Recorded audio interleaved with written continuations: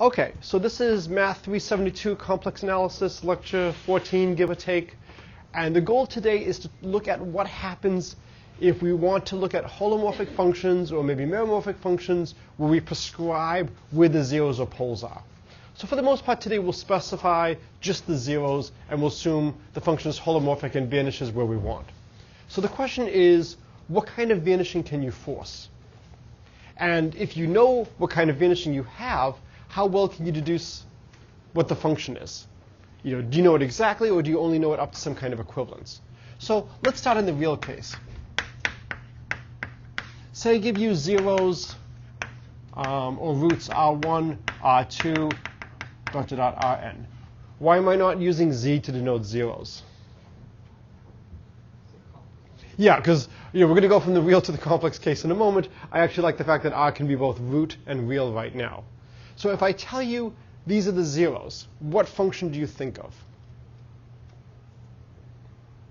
X minus r1. Yeah, x minus r1, x minus rn.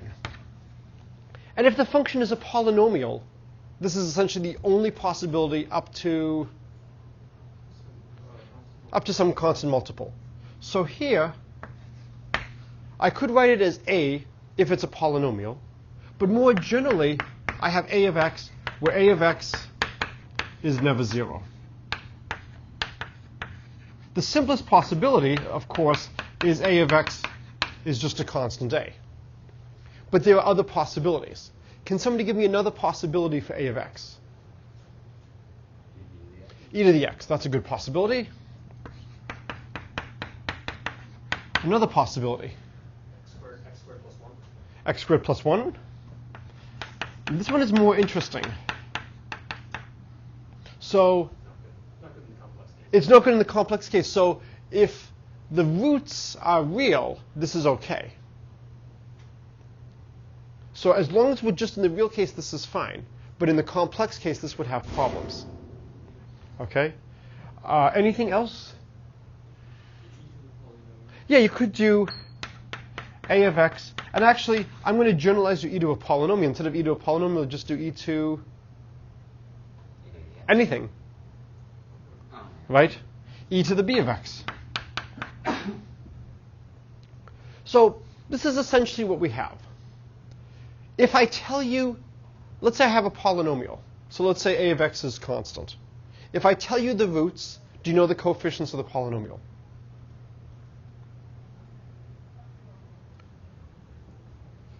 So you have a polynomial. You know the roots.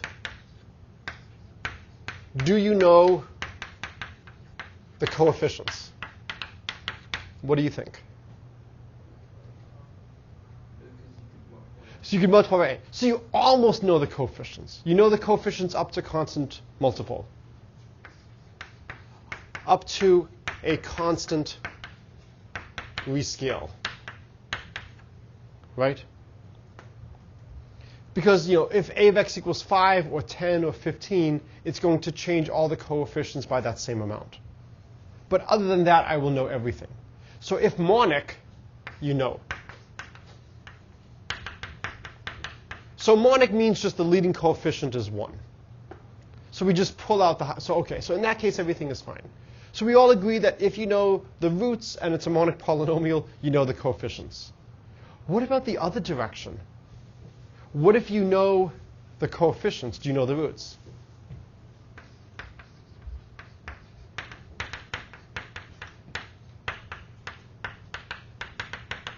So what do you think? If you know the coefficients, do you know the roots? Well, sometimes the roots could be complex. I will accept complex roots now. Complex roots are fine. Do we know the roots if we know the coefficients? So a lot of it depends on how you define no. I do not define no to mean I can give you an explicit formula. But for instance, we have numerical approximations that would allow us to search for them. And then you have Newton identities and Newton polynomials that allow you to go back and forth. Do you think the coefficients uniquely determine the set of roots? Yeah. So the question is just, how do you get your hand on what they are? That's going to be painful. But in principle, once I tell you what the polynomial is, you do know the roots. All right, so now let's think about what's going on in the complex case.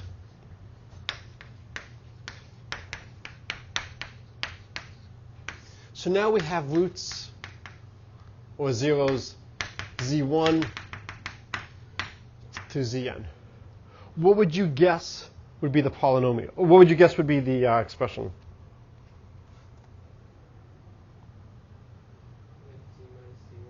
Yeah, let's try the same thing. Z minus z1, z minus zn. And now, as before, what do we have to put here? Some function a of z. So now my question is, what are the candidates for a of z? So we're in chapter 5 right now. I deliberately did not tell you really too much what to read for today. I did not want you to prepare too much. I know a lot of you are going to be doing the exam. This is not the best time to be doing lots of new material. So this is going to be a lecture that's going to introduce a lot of the concepts, and then on Monday we're going to really go through Weierstrass product. But right now I just want to introduce the main ideas. What could a of z be? So it's non-zero. What are the possibilities? Exponential. So it means a of z is either the z or anything more general. OK. So, and we'll say b of z is holomorphic. I haven't said my original function is holomorphic. But let's make it holomorphic. Why not? Now, if I take b of z as constant, then that handles the case a of x equals a. If I take b of z to be z, that handles the case. OK. Could we take a of z be z squared plus 1? No, because that will have roots at plus and minus I. So here's my question. Is there anything other than an exponential that will work? Can you think of anything else? We classified all non-zero holomorphic functions as being expressed as exponential. Did we do that? Was that in the video or? Oh, it was in the video. OK, I wasn't sure that was in the video for the class I had you watch. Yeah. OK. All right, so then if we've got that, this is the only possibility. And the proof is actually not that bad. Yes? This isn't directly related, but didn't we leave out some cases where we would have like x to the r1 to a power for both the polynomials? Like, wouldn't that also satisfy? Like, if we take one of those, one of the factors and then raise it to a power, it'll have the same zeros. Oh, I see. Or are we counting those as being like including multiplicity in which case? So we're counting it, we're doing including multiplicity. Okay. Now, of course, then you could have something that has like a fractional power if you have the square root of x minus 2. But we want nice. So this is the only possibility. The quick proof, which is in the video, is define g of z to be the integral of f prime of z over f of z dz. F is non-zero. And so we'll have this on some path. So actually, sorry, I should use a different letter. Let's use W. And gamma z is some path from some point z naught, which is fixed, to z. This is well defined because since our function f is never 0, f prime over f is holomorphic everywhere. And we know by Cauchy's theorem that if we have a closed curve and we integrate a holomorphic function along a closed curve, we get 0. What that means is if I take this path and I take any other path, they will both give the same answer. Because over here, to get 0, I go all the way around. So if I run this backwards, that has to equal this. So what it means is this integral is path independent, which is terrific. And so we can define g of z as follows. And now if we take the derivative, we get, g prime of z will be f prime of z over f of z.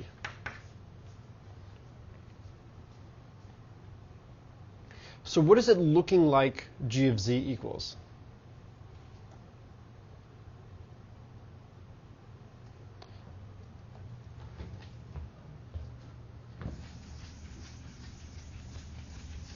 So, yeah, it looks a lot like, so let's consider I want g of z e to the negative f of z. And if I take the derivative, I'll get g prime of z e to the negative f of z minus g of z f prime of z e to the minus f of z.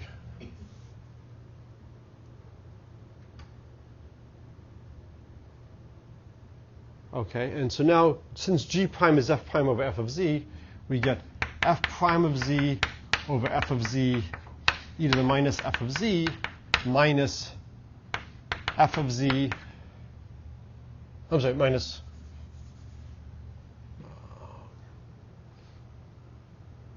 am I doing this the wrong way? Or do I want to do it f g prime? Oh, no, I want to do f g prime, I think. Sorry, I want to do f g prime.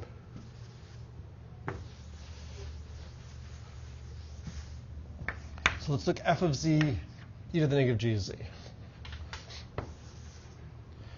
Okay. We think that f of z is e to the g of z. Right? Okay, I'm just making sure I now have things in the correct orientation. Yes. So we're thinking that f of z should be e to the g of z. So if I take this expression should be what? It should be constant, so its derivative should be 0.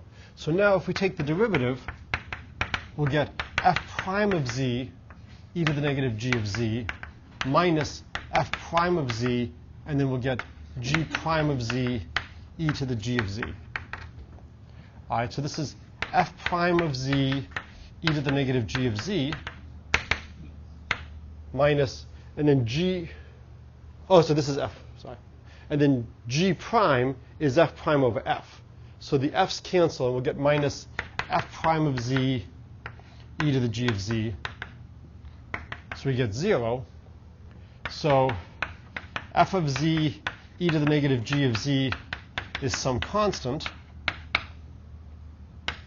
So f of z is constant times e to the g of z. Is there a missing minus sign in e to the g of z on the far right? Yes.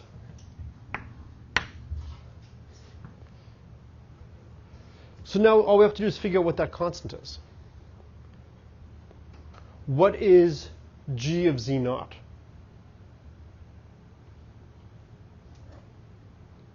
G of z naught is 0, because we're integrating from z naught to z naught.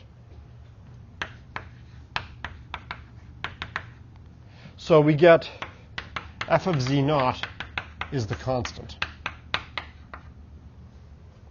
And therefore, f of z is f of z naught times e to the g of z. And as long as f of z naught is not 0, we can actually incorporate that in the exponential and just change g of z slightly. Is it possible that f could be 0? No, we're assuming we have a function that's never 0. So any function which is never 0 has to be of the form of an exponential. Now we have an interesting big theorem that says, a complex valued function that's holomorphic, that is entire and misses 2 points, must be constant. What can you conclude then about the range of e to the g of z? It's everything but 0. This is a big theorem which we probably will not prove this semester. You can definitely follow the proof after taking this course. It's a remarkable result. So this is one of the examples where these classification theorems come and help us. We know that if a function is non-zero, it can be written as e to the g of z. And then because of that, if we now have a bunch of prescribed zeros, then we know we can write it of this form. And in fact, this form would have to be something like e to the g of z, then z minus z1, z minus zn. OK.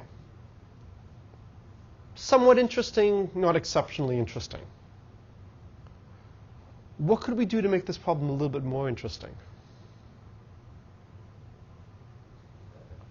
I'm sorry?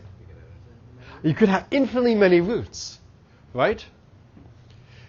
How would you deal with a polynomial that has infinitely many roots? We have to start writing down things in a product form. When you're talking about roots, it's really nice to write things down in terms of a product. The issue, of course, is will the product converge? We have infinite series expansions for things like sine and cosine. Don't think just because we've given them a name that we understand these functions well. Right? We understand sine and cosine and exponential through infinite series expansions. So the real question is, do you want to do things with a sum, or do you want to do things with a product? Does it matter? Does it matter if you do things with a product versus a sum? If you understand sums, do you understand products? So you can just take logs, right? So if I give you a product and you want to understand the product, take the log of the product. The log of the product is the sum of the logs. And now you have an equivalent problem about sums. What if for some reason you hate sums? There's some people, it's OK. This is an accepting place. So what if you hate sums? What could you do? You could exponentiate each. And then you can convert sums to products. So if I had, a1 plus a2 plus an, how would I write this so I can turn this into a product?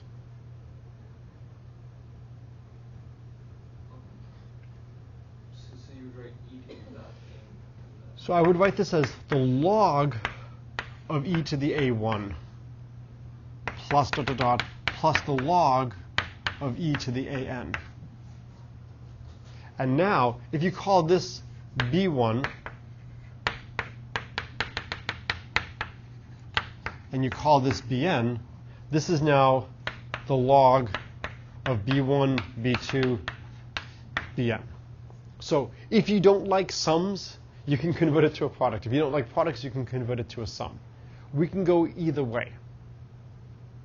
Which do you think is better? Do you think you can answer a general question, is one always better? So it'll probably depend on the problem you're looking at. For some problems, it's going to be easier to write things in terms of a sum. For other things, it's going to be easier to write things in terms of a product. One of the things we're building up to is the Weierstrass product formula.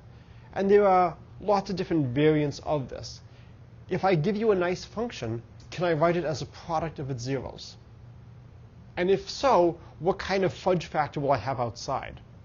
You can probably guess. What do you think that fudge factor is going to be?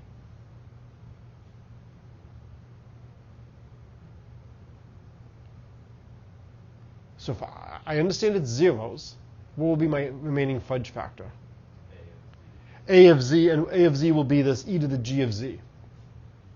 When I'm trying to do this analysis, I should be able to classify things up to an exponential, because the exponential won't have any zeros.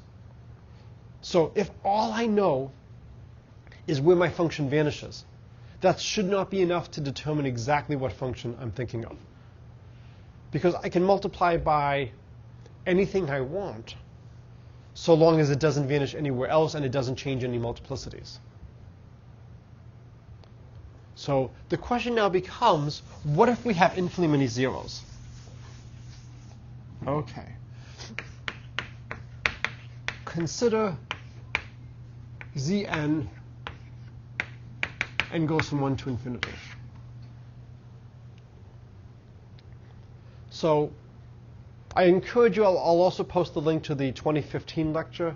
Because this part is now class dependent, depending on what you guys say, it will likely go slightly differently than 2015. I don't care if it converges. What would be your naive guess for the function to look at? I want a function that vanishes at the z ends. What should I look at? Simplest thing to try. Infinite product. Yeah, infinite product.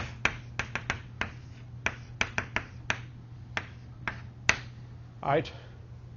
What are the chances that this converges?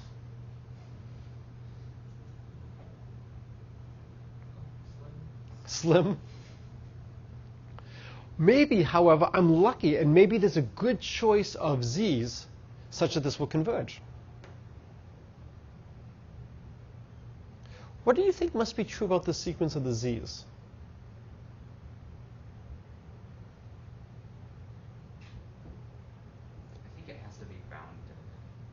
All right, so let's say the z's are bounded.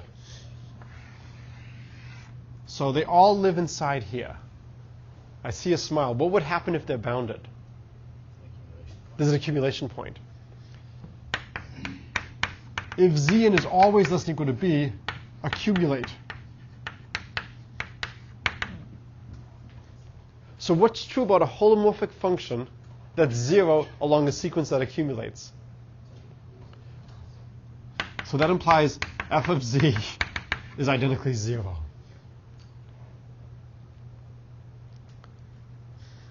All right, we at least have an example. It's a really boring example. So am I saying, if I look at, for instance, f of z is the product, and it goes from 1 to infinity, of z minus, say, 1 over 2 to the n. Well, let me change this to an 8 because 2's and z's look a lot alike. So I'll make it 8 to the n. This sequence clearly accumulates at 0. The sum of the absolute values of these converges rapidly. It's nice. Do you think this function's identically 0?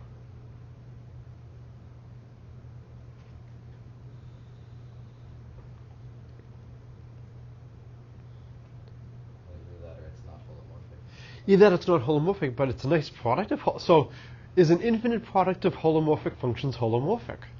Finite products I have no problem with. Whenever you see an infinity in mathematics, this is the danger sign. This is you've got to be careful. Or become a physicist or an engineer or an economist, something like that. But if you're a mathematician, as soon as you see infinities, you have to be careful. Do we know an infinite product of holomorphic functions is holomorphic? No, we have not proved that. We've only done things for finite. If I take z to have absolute value less than 1,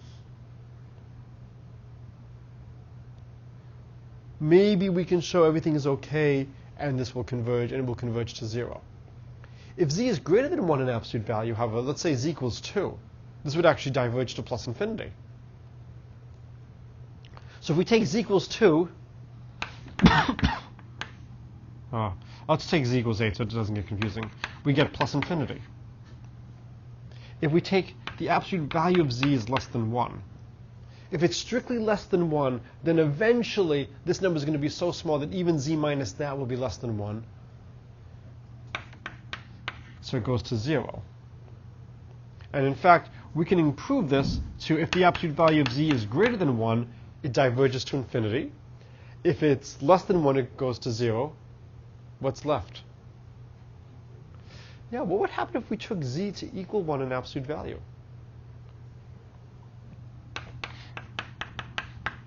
Oh, sorry. I'll leave that as something to think about. But this is definitely a strange function. It's 0 in here, plus infinity over here. This is not a good product. Right? We do not want a sequence of points that accumulates. So if we are going to try to find a nice holomorphic function, we have to at least restrict ourselves to the case that the infinite sequence does not accumulate.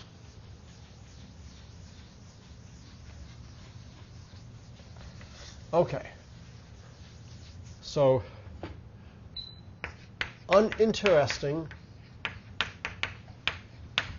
unless the absolute value of Zn goes to infinity.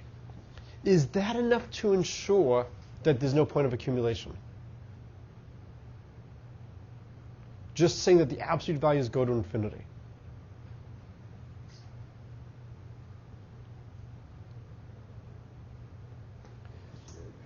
Should. So claim cannot accumulate. Imagine there was some Z star where it's accumulating, and here's 0. All I need to do is draw a circle of sufficiently large radius. And all of the points sufficiently large, all the ends sufficiently large, will be outside the circle, because the absolute value is going to infinity. So let's take this of length Z star plus 1. Then there exists an n such that for all n greater than n, the absolute value of Zn is greater than Z star plus 1. So it cannot be accumulating at Z star. So it turns out that this condition is enough to ensure that there's no point of accumulation. And if this condition is not true, what happens? Then it accumulates. So this really is the most natural condition to put on. It's the weakest thing that gives us a chance of having something of interest. So again, one of the things you want to get a sense of, a feel of, is choosing the right conditions, the right things to study. Okay, so we can now restrict our attention to sequences that go off to infinity. And so the question is, if I give you such a sequence, can I make a function? And I want a function to be holomorphic, and I want it to be 0 only at those points. So that strange function we looked at earlier, which was identically 0 in the unit disk and plus infinity outside, I'm not thrilled with how that product looks. I'm not convinced that that product makes sense. Going from 0 to plus infinity should be a warning siren. So given sequence Zn such that Zn goes to infinity, we could try f of z is the product n goes from 1 to infinity of z minus Zn. So any values of z where this product converges?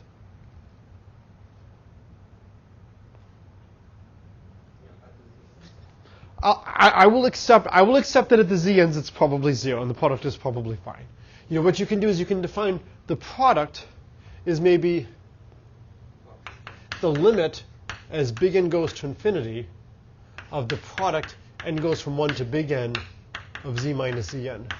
If we define it like this is a good way to deal with an infinity. Then we would say f of any Zm will be 0. Because once n is sufficiently large, m, it will vanish, and then it will vanish from all those points onward, so you'll have the limit of 0. All right. The function is defined at infinitely many points. Good. Is the function defined anywhere else?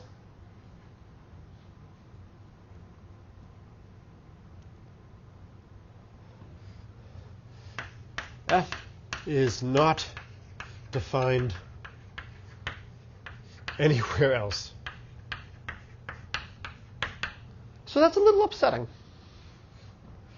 We have found a function that's 0 at the prescribed points.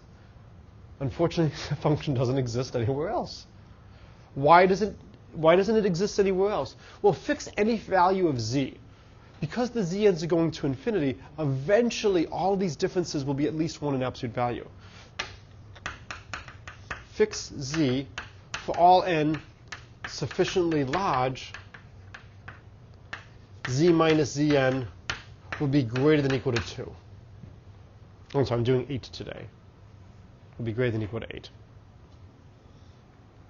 And so since they'll all be greater than or equal to 8 in absolute value, if z stays away from these zeros, the finite product in the beginning is going to be okay, and then all the other terms are going to just be blowing up. Oh well. So unfortunately, taking f of z to be the product of z minus zn does not work. So we need to do something better.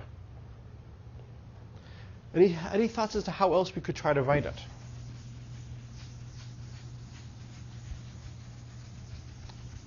So I'll keep this with,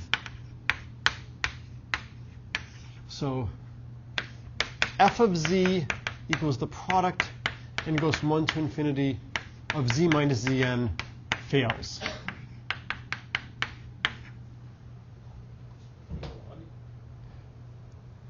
But if I take a log, it's still going to fail. It'll fail slower.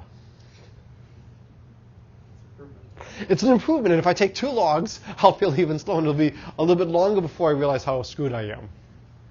But I will still be screwed, and at the end of the day, I will still be a failure. We could try putting a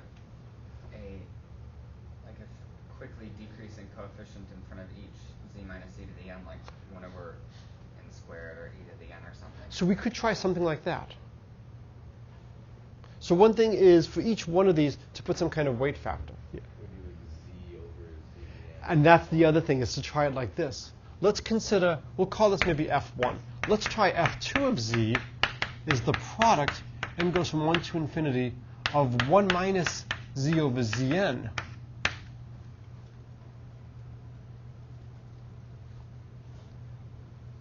Is there any issues with this?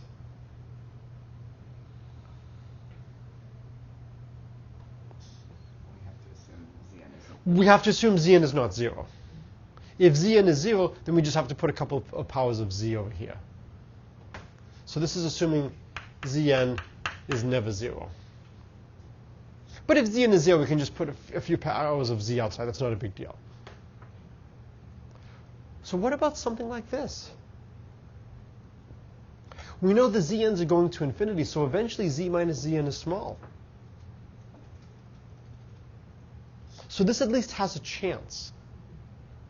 The problem is it's going to depend on how quickly the zn's go to infinity in absolute value. Depends on how fast zn goes to infinity. If it goes to infinity sufficiently rapidly, this should be okay. So any thoughts about what might be fast enough and what might not be fast enough? Yes? Exponential is fast enough? Sure. You know, if z to the n equals e to the n, should be okay. Or it doesn't have to be e to the n, could just be anything that's growing exponentially, b to the n for some b. That should be fast enough. Yeah, we haven't proven it yet, but at least I feel comfortable with that amount of decay. All right, what else could we try?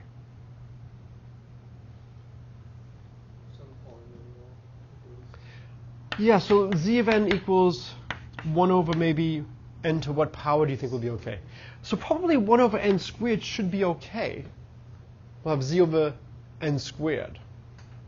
And the sum of 1 over n squared converges. So maybe that should be okay. You know, again, we haven't proven anything. What else could we do? That might not be okay. Yeah, 1 over n squared. That goes to 0, doesn't it? Then goes to infinity. Oh, sorry. It's just n squared. It's just n squared. Sorry. Yes. I was thinking that will give us a 1 over n squared. You're right. What should not be okay? Yeah, maybe zn equals n. Probably bad, because that's going to give you a harmonic sum. So again, what's really lurking here is I've got a product. If I want to understand the product, I really want to take a logarithm. And the log of 1 minus u is approximately minus u. So we'll go through this in a lot more detail on Monday. But essentially, when we take logarithms, we're going to reduce this to sums of z over zn. And so as long as the sum of 1 over Zn in absolute value converges, we should be okay. Now we have to be careful with the logarithm, right? The complex logarithm is sadly not defined on all of C. But because Zn goes to infinity, eventually Z minus Zn has to be less than a half for all n sufficiently large. So if n is big, Z minus Zn is at most a half. That means this stays, in the right half plane. So we can define the logarithm. So if n is big, Z over Zn is less than a half, and the log is defined.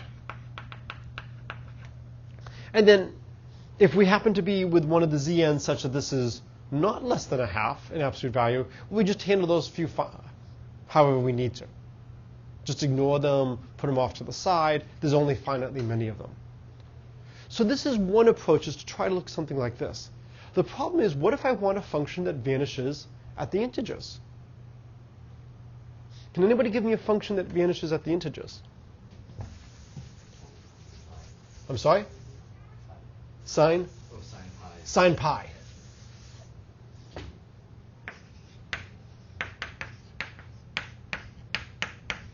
So, right, this vanishes whenever z is a positive integer.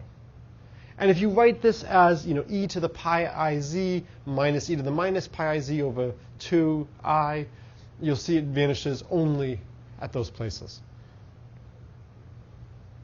Well, that's going to give us a 1 over n.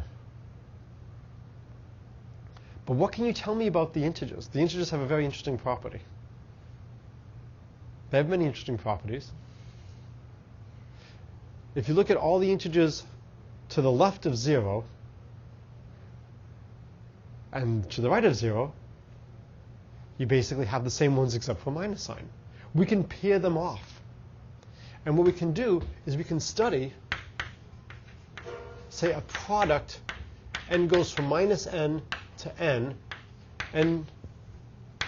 does not equal 0 of 1 minus z over n. And now we have to handle the 0, so we can put in a z like that. Why do I want to write these things symmetrically? This is the same as z, the product, n goes from 1 to n, 1 minus z over n, 1 plus z over n. Right? What can I do with this product? Yeah. 1 minus z squared over n squared. OK, yes, we had z over zn before. Now we have z squared. Not a big deal. The improvement is we go from having something that looks like a 1 over n, where convergence is going to be a nightmare because it's not happening, to 1 over n squared, which converges. Do you think this is actually equal to sine pi z? What do you think? Did we get it right on the first try? I'm trying to get steps or get the camera to move. So how could we tell if this is really sine pi z? Yeah, so we could have some kind of factor like that. So we have sine pi z versus z, and then we'll have the product, and it goes from 1 to infinity. We'll just assume it converges. 1 minus z squared over n squared. But we can test the constant by just plugging in a value. OK, what value would you like to plug in? So we plug in z equals 1. Oh, it's 0. You'll get 0. OK, so if you put in a half, you will get the sine of pi halves, which is 1. And if you put in a half here, you'll get 1 minus 1 over 4n squared. And you'll have that infinite product. So if you know how to do that infinite product, that's great. I don't immediately see how to do that infinite product.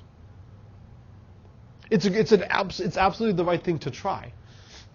The problem is the only place we can evaluate these sides easily is at the places where there's 0. I'll give you a hint. Do you see how this z is not really the same as all these other ones? Every other 0 is 2. This z really doesn't belong on this side. And so we're going to banish this z to the other side.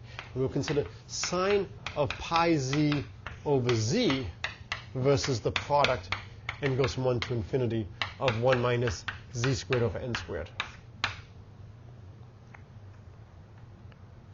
Now does this suggest a point to evaluate it at?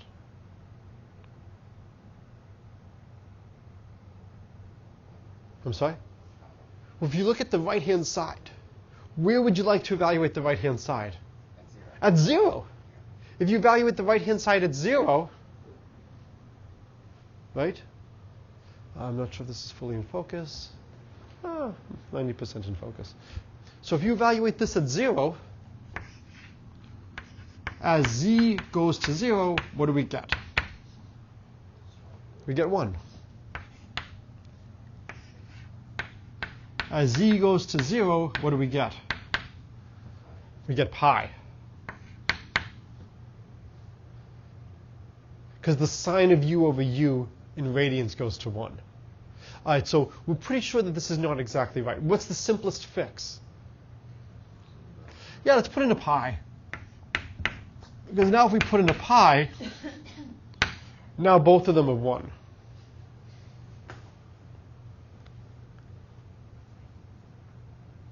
So do you think this is correct? Or maybe there is this function e to the g of z, which happens to equal pi at 0, but could take on other values elsewhere. It's really nice to have this kind of expression. So one of the goals is to actually prove formulas like this. And it turns out that your attempt to try to figure out things of 1 over n squared, we actually will be able to prove results from that by using this. Because we know what the sine of pi z is. But we need to know that it's exact. So we have maybe 5 minutes left. So what I want to do for the last 5 minutes is talk about the other idea which was suggested, which was to put in convergence factors.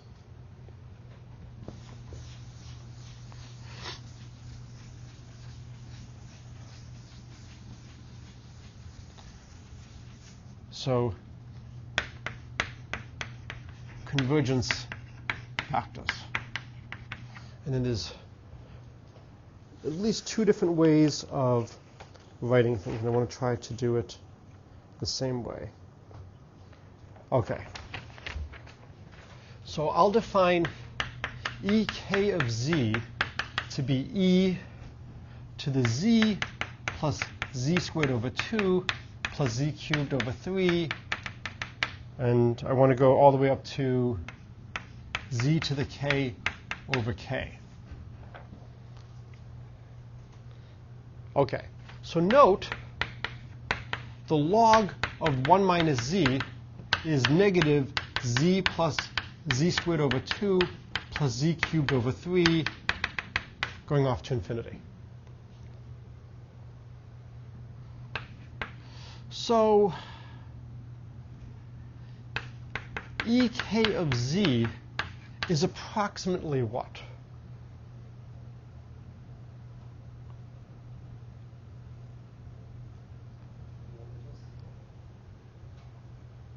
I'm sorry? Not 1 plus z. It's approximately, this sum here would be negative log. So it would be approximately e to the negative log of 1 minus z. So, which is 1 over 1 minus z. So if I looked at 1 minus z over zn times ek of zn, this should be approximately 1 minus z over zn times 1 over 1 minus z over zn, which is 1.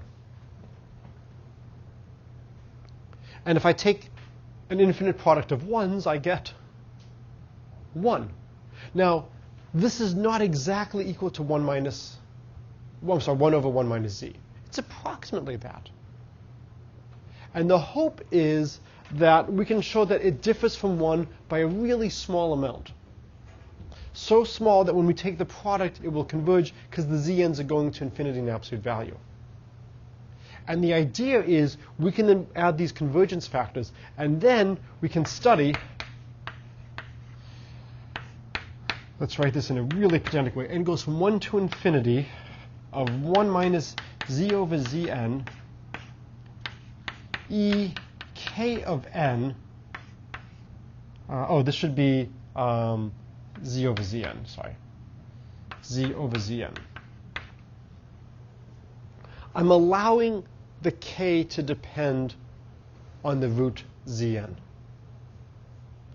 Which makes sense. Maybe if the z's are going really, really quickly to infinity in a stretch, I can take a smaller value of k.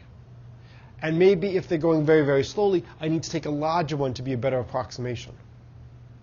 Ideally, you'd love to be able to take the same value of k for all. Because if you could take the same one for all of them, that's just an exponential, right? Do these factors introduce any zeros? No. At least if k is finite. And so the hope is that if k of n is bounded, or even better, if k of n is constant, let's say k of n is 2, then you just have e z over zn plus e z squared over zn squared times 2. That these can then somehow be understood nicely. And that will be your exponential function. What this is telling you is that there will be several different choices you can make depending on what kind of convergence factor you want to include. In some sense, maybe you want to take the smallest one possible to have convergence, or something that will lead to a nice expression. Now, if you have something like sine that you're trying to get to at the end of the day, camera doesn't want to go all the way down there. So if you wanted to get to sine, I want to get to sine. I don't want to be off by an exponential factor because I want to prove things about the sine function. And so it becomes very important to figure out how can I tell if I've actually gotten my function correctly. Any thoughts as to which theorem might be useful in determining if we have a function correct? Well, one that comes to mind is that a function with accumulating zeros is identical to 0 because you could subtract. OK, good. So if we can subtract the two functions and show that there's 0 on a sequence of points that accumulate, we win. We'll probably have trouble because the points are going off to infinity, so they're not accumulating. If we could somehow show that they're bounded, that the difference is bounded, then we know their difference is a constant. And then if the difference is a constant because they have the same zeros, that constant has to be 0. So these are just some things to have in mind. So what we'll be doing is we'll be doing Chapter 5. We'll be doing Weierstrass products. We'll be looking at signs, and we'll be looking at consequences of signs. It's going to give us some wonderful formulas, including that there are infinitely many primes, if you put in a little bit of algebra knowledge. All right, so this is a good place to stop.